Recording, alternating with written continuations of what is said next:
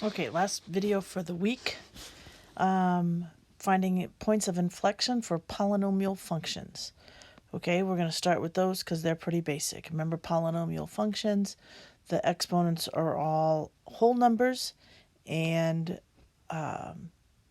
your basic functions. So to find the points of inflection, that I wrote down 3 steps. Find the second derivative, set it equal to 0, solve for x. That's all one step. Then find if there is a sign change for the second derivative at those values.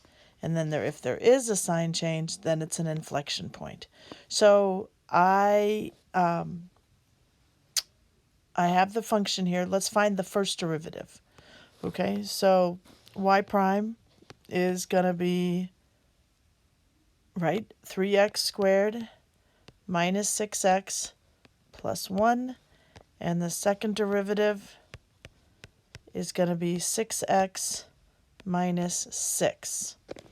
Okay, so now we're going to take the second derivative, which is 6x minus 6, and we're going to set it equal to 0.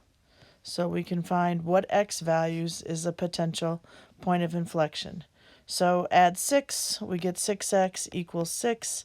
Divide by 6, x equals 1. So at 1, there's a possibility of an inflection point. Okay, so when you check this, you want to check to the right and to the left of 1, but you don't want to go very far. You want some value to the right and some value to the left. Sometimes you can use the next integer, sometimes you have to use things like 0.9 and 1.1, that kind of thing. I'm going to go ahead and do an integer, so the integer to the left of 1 and the integer to the right of 1. So what is f of 0? F of 0 is going to be,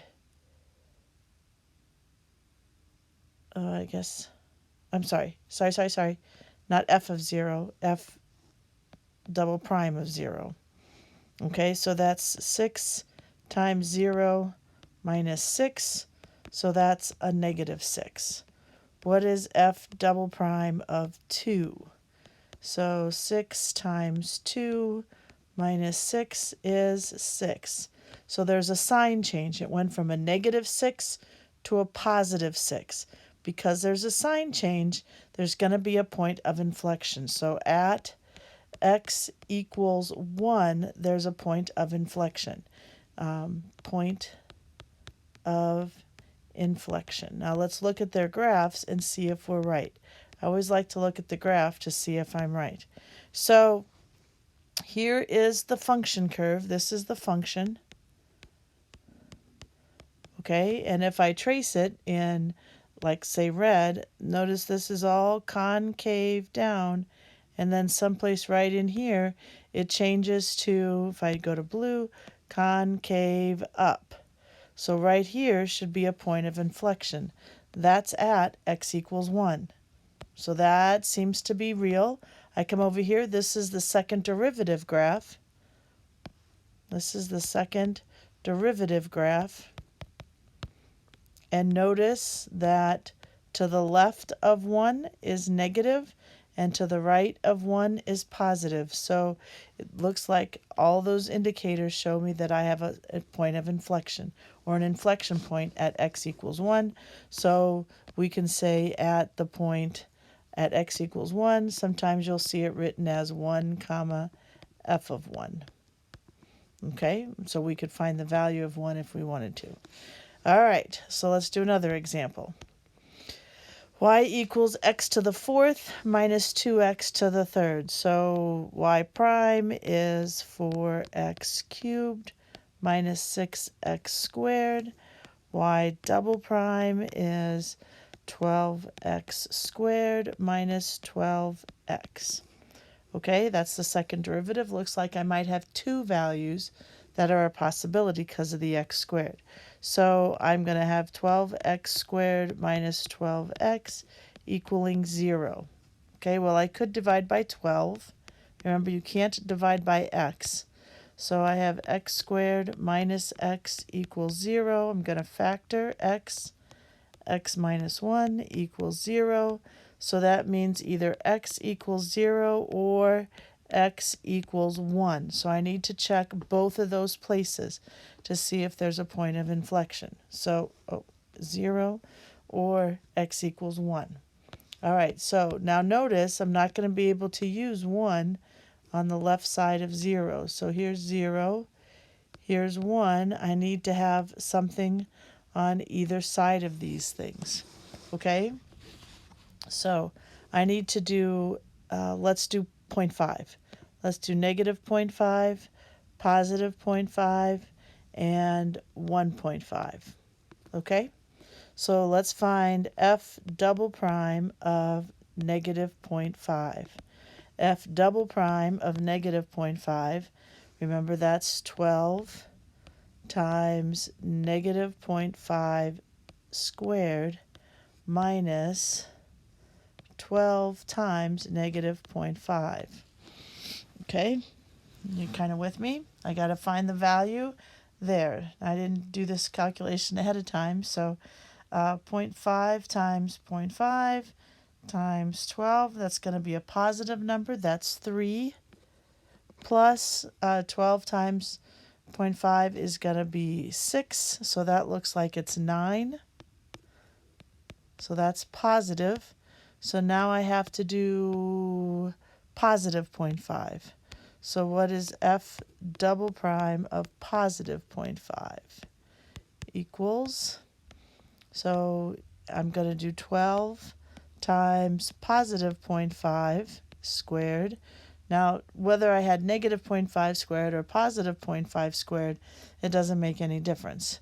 So I'm still going to get 3 here, minus 12 times 0.5. This time I'm going to subtract 6, and that's going to be a negative 3. So positive 9, negative 3, that's a sign change. So there should be a point of inflection at x equals 0. Okay, let's do the other one real quick. Well, we can use 0.5. Let's do 1.5. So f double prime of positive 1.5 and see what happens. So I get 12 times positive 1.5 squared minus 12 times, where am I? 1.5. So 12 times 1.5 times 1.5. I'm using my phone. So this is 27 minus 12 times 1.5 makes 18. So 27 minus 18 is a positive number, right? That's going to be 9. So that's a positive. So if I look at this area over here is positive, this area in here is negative, and this area over here is positive. So it looks like there's a sign change for both of them, so I would say both of them are points of inflection. You with me? Okay, so now I look at the graph. Here's the function graph, remember? This is the function graph. And so if I look at this, if I change colors a little bit, point of inflection right here till I get to 0, that's concave up. And then for a little bit, it's concave down. And then for the rest of it, it's concave up. So it does make sense that there are points of inflection at 0 and 1. And I look at the derivative graph, and I look here, and I say, oh yeah, this is positive, this is negative, oops, this is negative,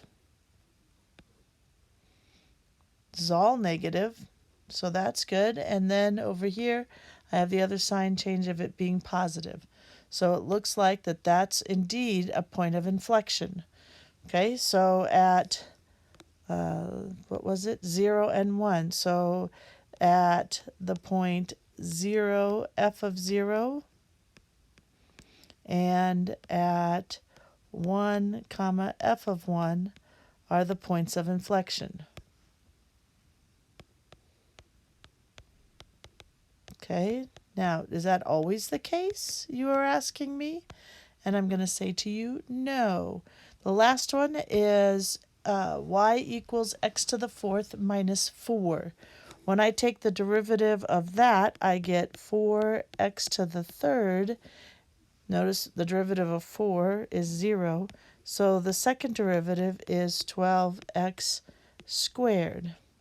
So when I set 12x squared equal to 0, I have two values, but really it's the same value, x equals 0. So when I do this, I have 0, and I have a value to the left, and I have a value to the right. If you want to do halves again, you can. You don't have to, because you can kind of look at the graph and see it also. If I do, notice because it's 12x squared, it doesn't matter left or right, they're going to be the same value. So 12 times negative 1 squared, that's going to be 12. And 12 times 1 squared is going to be also positive 12. So this side is positive, this side is positive, no sign change, so no points of inflection. So let's look at the graph. There it is. It looks like in this function graph, everything is always concave up. Never does it turn to go down. And that is exactly what this says when this says it's all positive above the x-axis. There's no sign change. Okay? I hope that made sense. Try to take a look at it a little bit and make sure it makes sense to your brain. Re-watch it if you have to. And this is the last video of the week. Remember, next week we're going to take a quiz on second derivatives, so make sure you are keeping up.